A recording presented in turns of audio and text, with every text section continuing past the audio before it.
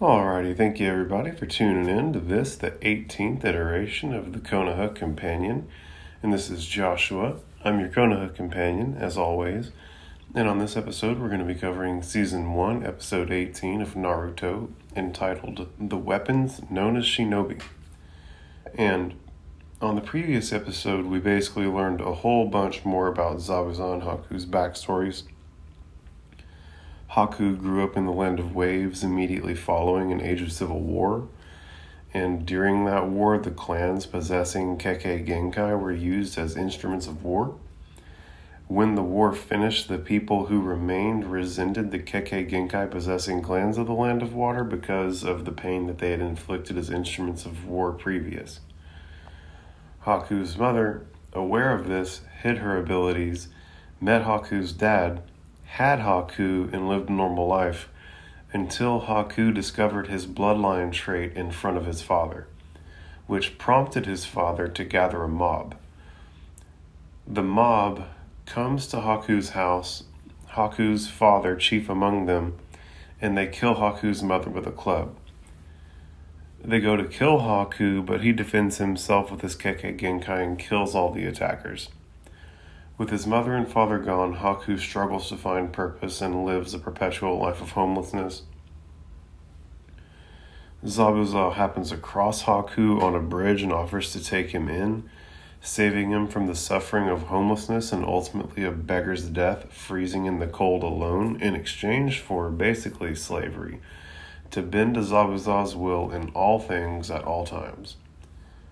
Haku finds purpose in this. Being a weapon on Zabuza's hip was better than nothing.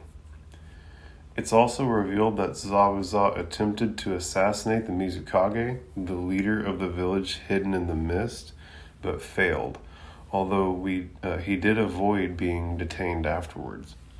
Now imagine if someone came in and almost killed the Hokage back in the village hidden in the leaves, and the entire village was only able to stop him from killing the Hokage, but weren't even able to keep him from escaping and weren't able to track him down afterwards. So now this character is just out there lurking in the shadows forever as a threat. That's Zabuza to the village hidden in the mist. So he's a real big bad guy when it comes right down to it.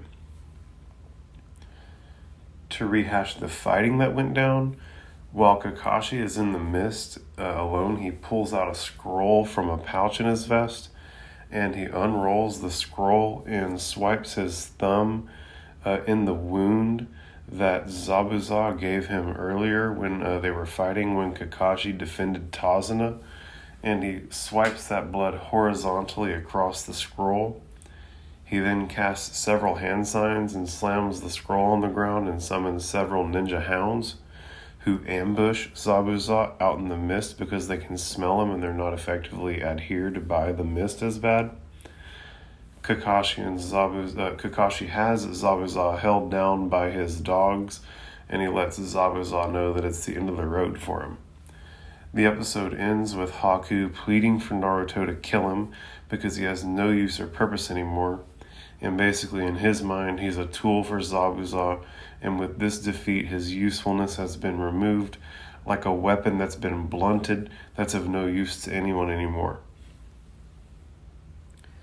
This episode starts by taking us back to Tazuna's house, where Inari is sprinting along the pier, and it allows us a glimpse into his internal dialogue, and he's thinking, Naruto and the others are fighting and risking their lives, while the rest of us do nothing.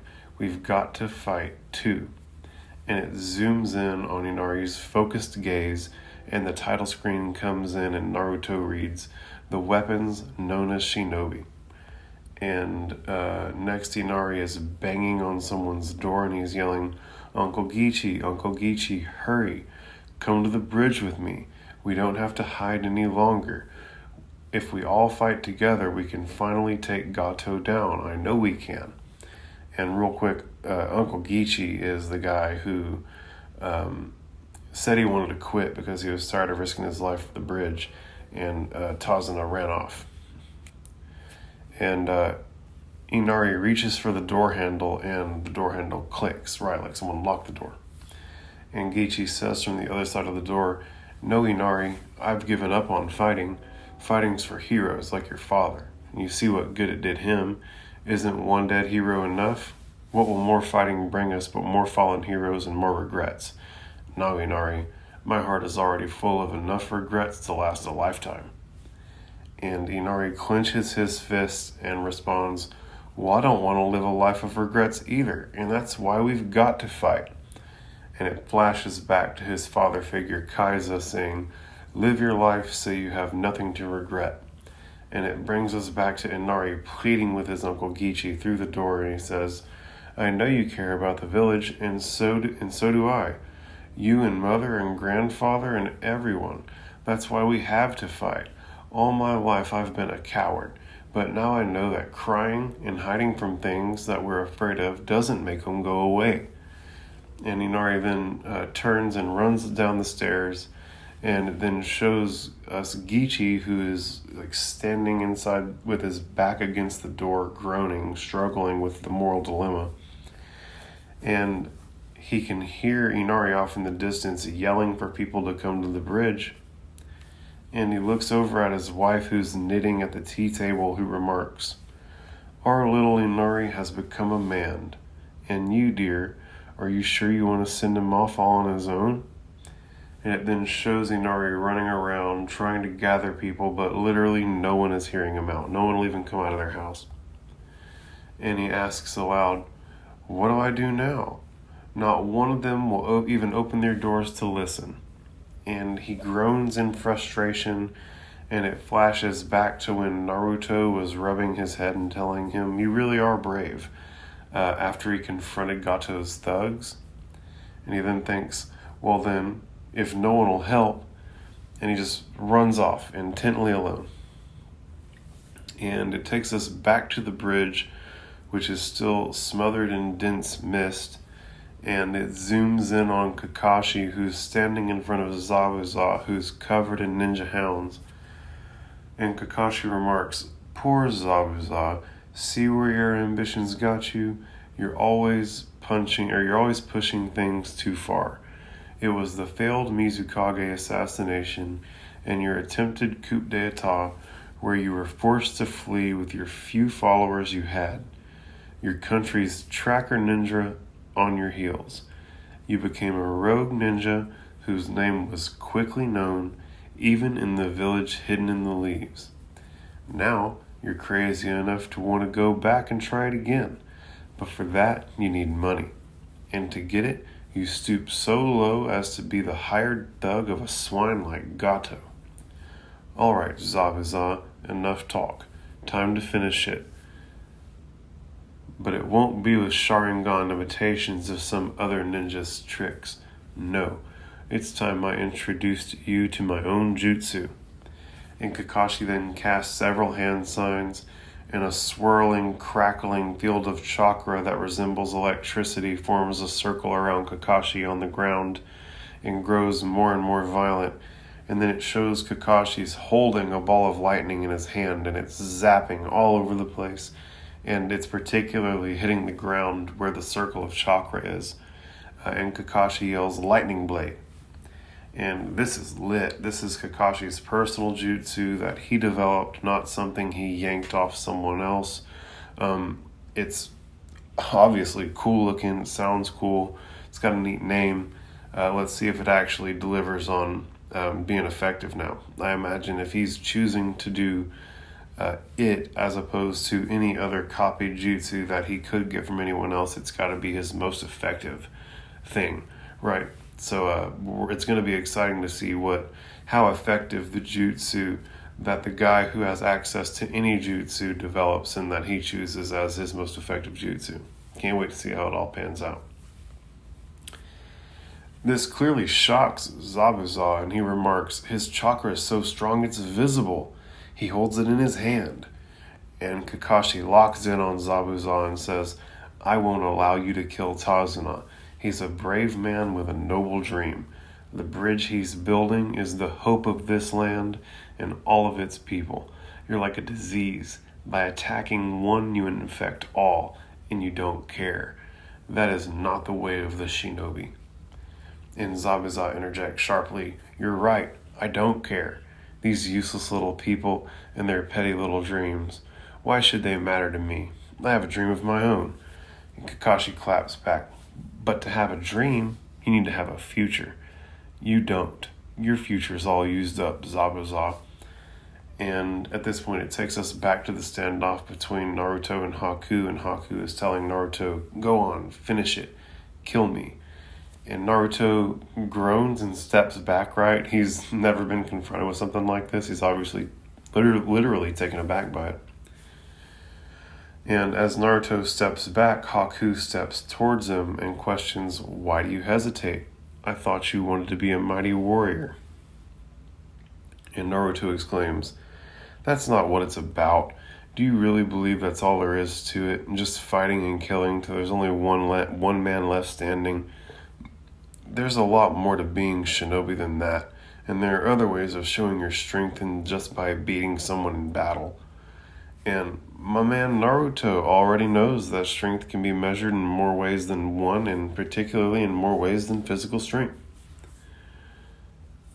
Haku responds to all of this, "I had a feeling all along, from the first moment we met in the woods, we're a lot alike." And this startles Naruto, right? Remember, Naruto thought earlier after hearing Haku's backstory that Haku was just like him. So at this point, Haku has also recognized that Naruto is just like him as well. These guys have connected at that level. Haku continues, "I'm sure you know what I mean." And he's right. Naruto does. And he goes, "I'm only sorry that it must be your hand that is tainted with my unworthy blood." And Naruto asks him, "Sure about this? And you're positive that it's the only way?" And Haku responds simply, "Yes." This frustrates Naruto and he groans, he closes his eyes and he looks down and away and offers, "The weird thing is, if we met in another time and place, I think maybe we could have been friends." And Naruto opens his eyes and his gaze narrows in on Haku, and he starts sprinting towards him with his kunai drawn. And Haku thinks, "Yes, that's right. Hold fast to your dreams." And you can hear heart beating. And Naruto yells, "This is for Sasuke," because he also had a dream. And Naruto comes rushing in yelling. And Haku thinks, "Thank you, Naruto. Strike true." And he lowers his head and the screen fades white.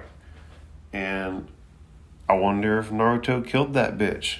Like, I hate it. It's always, I don't hate, but I'm not accustomed to, as someone who's not very deep in the realm of anime,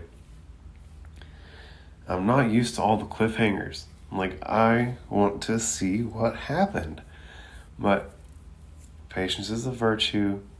I'm certain we'll get there in due course. At this point, it takes us back to Sakura and Tazuna remarks, "At last, I think this blasted fog is lifting." And Sakura says, "Look, they're standing still, like they're squaring off." And Tazuna says, "Yeah, I can't see a thing." And it shows like a blurry outline of the scene that has been unfolding between Kakashi and Zabuza. And Sakura asks aloud, "Which one is Kakashi Sensei?" She then gasps and yells, "One's moving." And it then shows us both Kakashi and Naruto rushing towards towards Zabuza and Haku respectively. And just at the last second, Haku grabs Naruto's attacking arm and says, "Sorry, Naruto, change of plan," and casts several hand signs with his free hand and says, "I'm not ready to die quite yet," and disappears in a plume of smoke. And it shows Kakashi rushing towards Zabuza, and Zabuza thinks, "Is this the end?" And the ground cracks and hisses steam, and a crystal ice mirror pops up, and Kakashi lunges with the lightning blade, and blood splatters everywhere, and Zabuza's groaning, and his eyes are fidgeting, and a shockwave goes in every direction, blasting over Tazuna and Sakura. And it shows blood dripping on the ground between Kakashi and Zabuza, and Kakashi's ninja hounds all disappear in plumes of smoke. And it then reveals that Kakashi has hit Haku with the lightning blade. And Haku used the ice mirror to teleport in front of Zabuza and absorb the attack, thereby saving Zabuza. And Haku grabs Kakashi's arms, coughs up blood, and shakily says, "Zabuza." And Zabuza then sharply says, "My future's all used up, huh?" And he chuckles and continues, "Wrong again, Kakashi." And it then fades us away to Tsunami telling Inari in Tazuna's house, "Don't be ridiculous. You aren't going to the bridge all by yourself." And it then shows Inari in a battle helmet and like pulling on his best boots and like getting ready to go deal with this by himself. He has a crossbow and some arrows, and he explains, "I have to go by myself because none of the others will come with me. I have no choice." And Tsunami yells for him, "You shouldn't go at all." And Inari doesn't even respond to this, stands up and heads for the door, and Tsunami pleads, "Stop this, you're only a child. What do you think you can do?" And Inari stops at the door and says, "You're right, I am just a kid." And he looks back at his mom and continues, "But a kid who knows what it means to stand and fight. I'm my father's kid." And she sees Kaisa's face in Inari's as he turns to the door, and she all bewildered remarks, "Kaisa." And Inari opens the door and Tsunami yells, "Inari, please wait." And when Inari steps out the door, there are several shadows on the ground of a group of people waiting outside for him. And I wonder if this was the town folk or if it was Gato's thugs. It looked like one of the shadows had a pitchfork. I think that's like the worldwide symbol for peasant uprising. Some would say it's probably the townsfolk coming to rally, but I may just be being hopeful, right? Inari gasps at the sight of the crowd, and at this point we're taken back to the bridge where the fight is happening. And Naruto is stupefied by Haku vanishing on him, and he remarks, "Where'd he go?"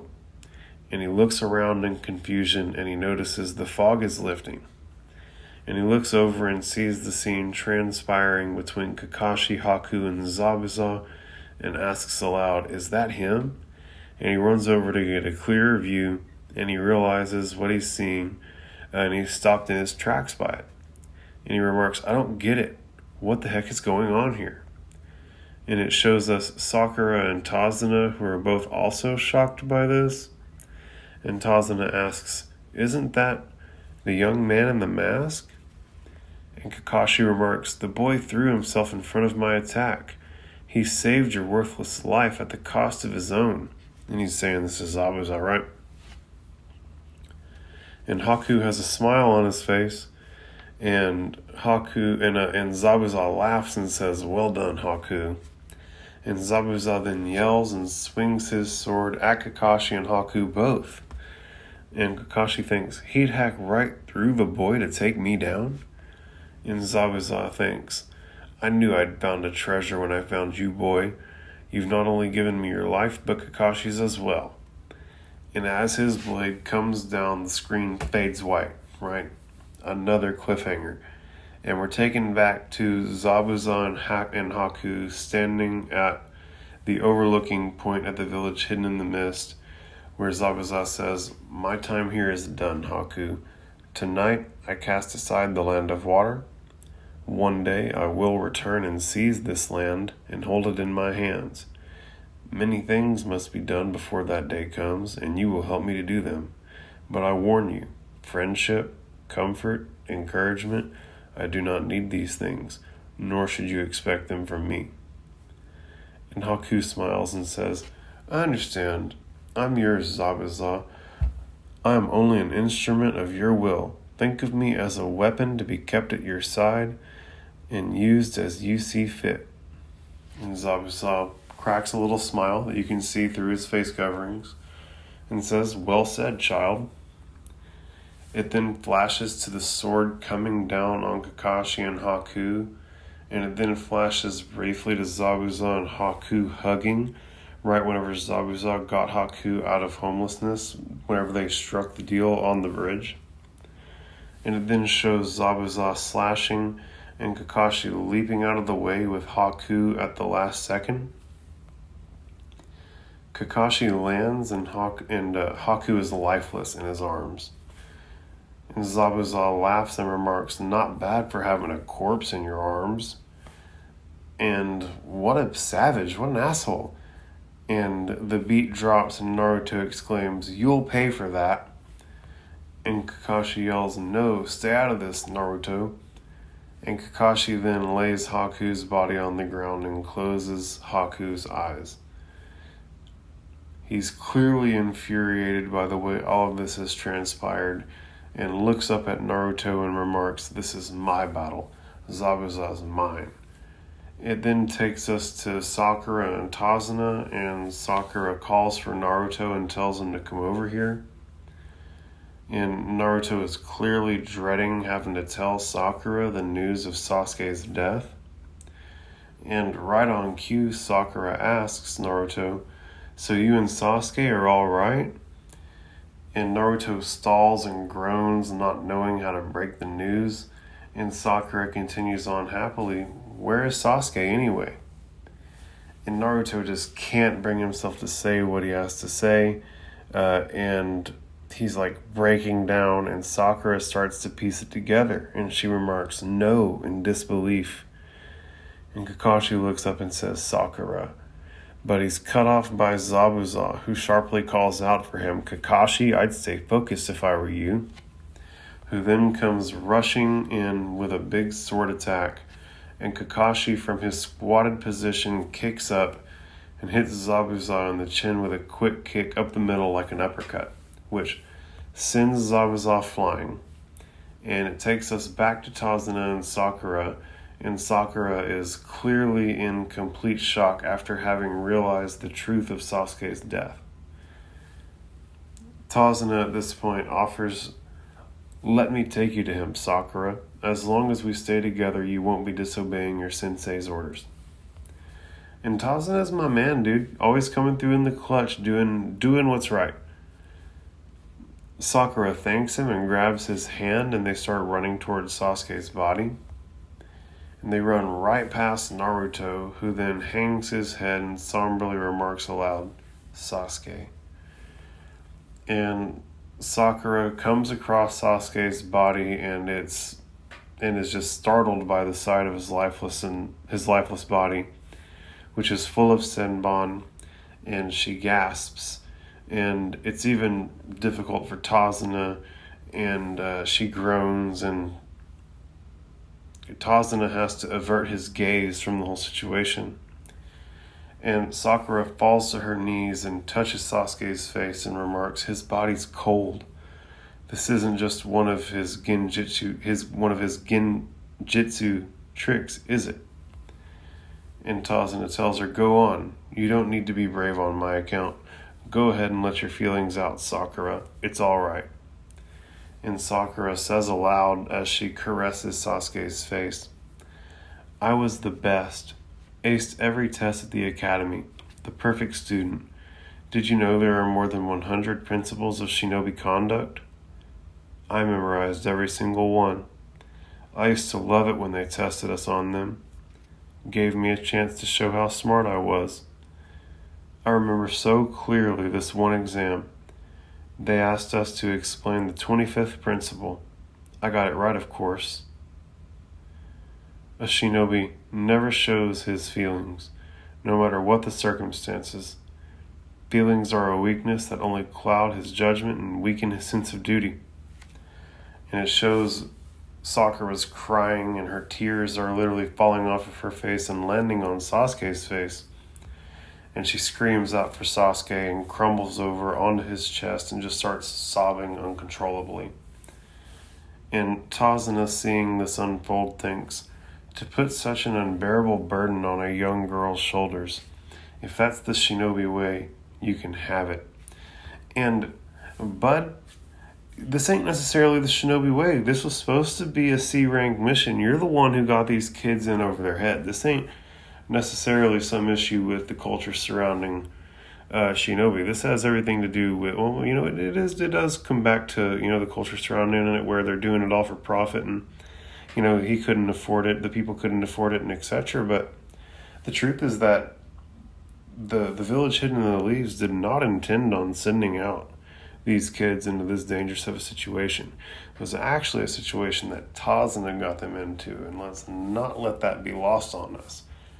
Although Tazuna has won my respect back, and he's always, being trill and, trying to look out for these kids and stuff now, the truth is that he's the one who got them into the bad situation to start. So it's all got to be taken with a grain of salt. It then shows Naruto and Sakura both crying over the loss of their teammate. And with the clang of blades, we transition back to the fight between Zabuza and Kakashi. And they separate, and Zabuza has a couple of kunai sticking out of his left arm. And he falls to one knee, panting. And he thinks, why? Why can't I keep up with him? And Zabuza then screams and sprints at Kakashi and swings a big wide swing of his sword. And Kakashi simply uppercuts him and knocks him back.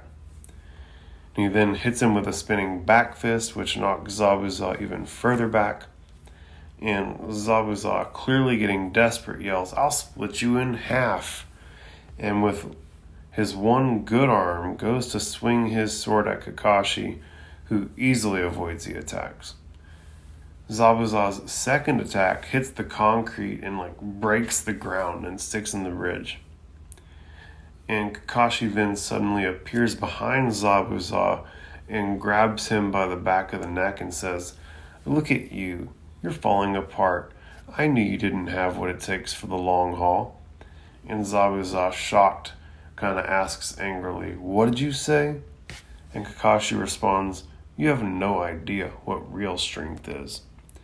And Zabuza pants, and with a single bead of sweat coming down the side of his face, and suddenly a cane hits the ground twice, and a voice can be heard saying, well, so this is how it turned out, huh?"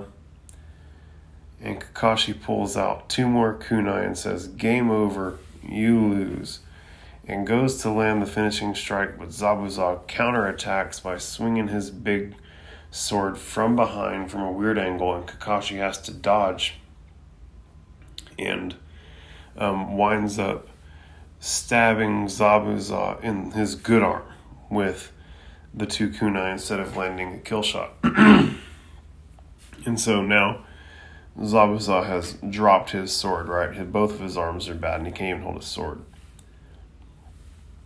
Kakashi then remarks, "Now both of your arms are useless. Now what? You can't even make hand signs." And you can see blood dripping from Zabuza's fingertips. And the man with the cane steps in and says, "Did quite a number on you, didn't he, Zabuza? You look like yesterday's sashimi. I must say I'm disappointed." And it's revealed to be Gato, here in the flesh, and behind him is a large group of his thugs. And with this, the episode ends. And so, some final thoughts on it are, this asshole Gato's finally here, right? He's actually doubled down. This is a big enough deal. He's going to control the Land of Waves. One of the things I questioned earlier was whether or not this was something that Gato would throw his entire resource stack at, which evidently he is, with him even with, his whole resource stack includes him in the flesh, right? He is here to see it through himself. He's got his whole mob behind him, and we're going to see how it plays out now. Now the shit's really hitting the fan. I can't believe our man Haku sacrificed himself for Zabuza just when I was starting to like homie. Kakashi blew his chest out with a lightning blade, which, shout out the lightning blade. It's obviously a lethal, badass jutsu, as Haku found out the hard way. Zabuza is so evil. The dude laughed and went to slice Haku and Kakashi in half after Kakashi hit Haku with the lightning blade. The fucking disrespect on display is extraordinary. I can't wait for Kakashi to finish this fool off. He's got both his arms compromised at this point, so he can't really swing a sword or cast hand signs. So it's got to be getting wrapped up pretty quickly, right? Gato and his thugs showed up at the last minute, so it looks like Zabuza has an opportunity to escape now that Gato has a whole horde of these guys here to stop the bridge from being built. It isn't just up to Zabuza. Meanwhile, Inari is out trying his best to gather his own horde. We can't forget about that, but with the development of Gato and his horde showing up, it definitely seems more likely that the horde that showed up in front of Inari's house was Gato's horde, not some town people. It's probably going to be revealed that Gato and them stopped by Inari's house on the way over here and dealt with that type shit. I can't believe Sasuke's legit dead right now. We're several episodes in and this fool's still dead. Sakura can't believe it either, and she can't keep it together even though showing no emotion is the 25th principle of ninja conduct. And she's usually very stoic with it, but she just, Sasuke's her whole ninja way is rooted in Sasuke, right? And so when this happens, it's the end of the world. I can't wait to see how this all pans out. I doubt that Zabuza is going to be able to take on a horde of Gato's thugs. Maybe they talk it out. I don't know. Well, we're going to see how it all pans out, right? There's a lot of balls that are in the air, a lot of variables at play, and we're going to see where the chips land, when they land. And with that, I could put a bow on this episode, y'all. I really, really appreciate everybody tagging along with me through this. We're 18 episodes in. The next episode is actually the final episode of the Land of Waves arc. The full first arc is about to be completed next episode. And then the episode following that will be a review episode of the entire arc. I'm going to go and do a quick rundown of the entire arc. So that'll be episode 20, and then episode 21 will be episode 20 of Naruto, right? So we're going to be one-off moving forward because I'm going to have an extra in there where we discuss in detail the arc in its entirety, right? I'm going to go through and kind of compile all of my final thoughts from the end of each of these episodes and make a master file and go back and watch a bunch of these episodes again and kind of put together my final thoughts and try and make at least, a 30-minute coherent episode about, what happened from start to finish in this 19-episode arc. But, that's still 2 episodes out, right? We've still got episode 19 coming up. So with that, I really appreciate everybody listening.